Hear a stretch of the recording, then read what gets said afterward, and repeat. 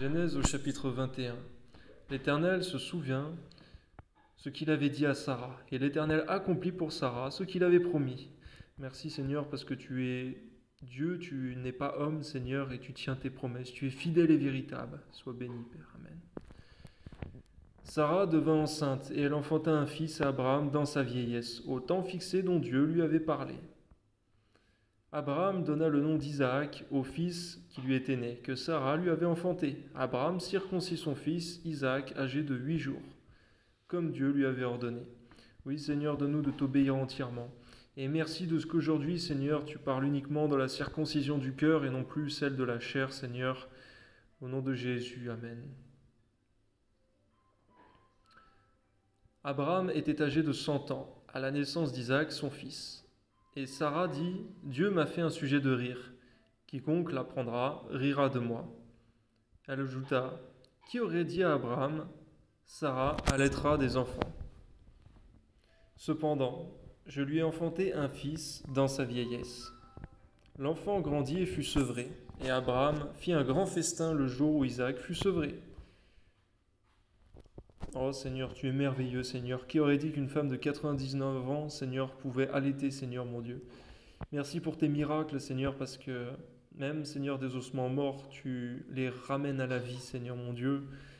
Et une terre desséchée, Seigneur, tu crées, Seigneur, une terre fertile, Seigneur, par ta parole. Amen. Sarah vit rire le fils qu'Agar, c'est-à-dire Ismaël, qu'Agar l'Égyptienne avait enfanté Abraham.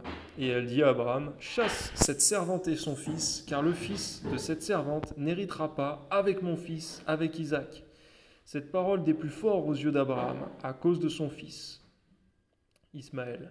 Mais Dieu dit à Abraham, « Que cela ne déplaise pas à tes yeux, à cause de l'enfant de ta servante et de ta servante.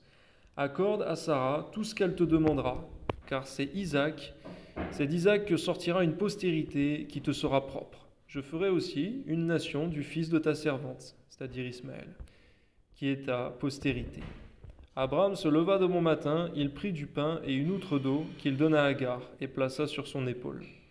Il lui remit aussi l'enfant et la renvoya. Elle s'en alla et s'égara dans le désert de Beersheba. Quand l'eau de l'outre fut épuisée, elle laissa l'enfant sous un des arbrisseaux et alla s'asseoir vis-à-vis à une portée d'arc, car elle disait « Que je ne vois pas mourir mon enfant. » Elle s'assit donc vis-à-vis de lui, éleva la voix et pleura.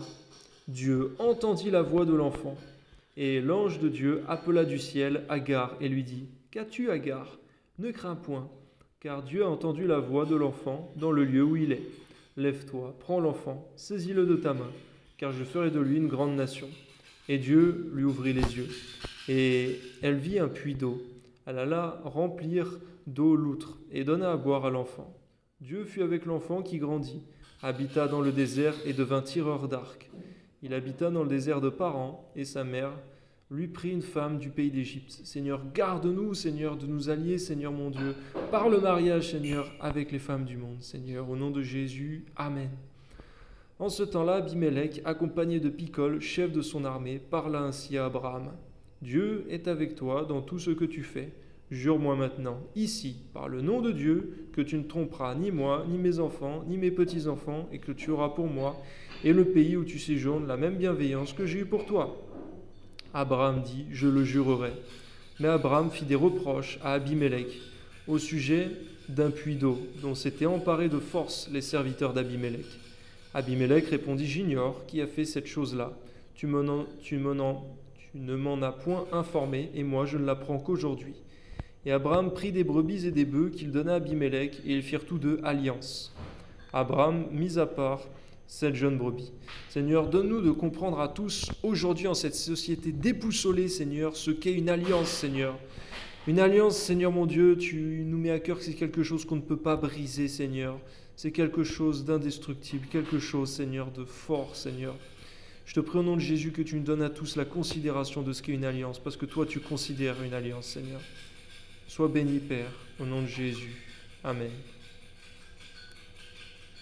Et Abimelech dit à Abraham, « Qu'est-ce que c'est cette jeune brebis que tu as mis à part ?»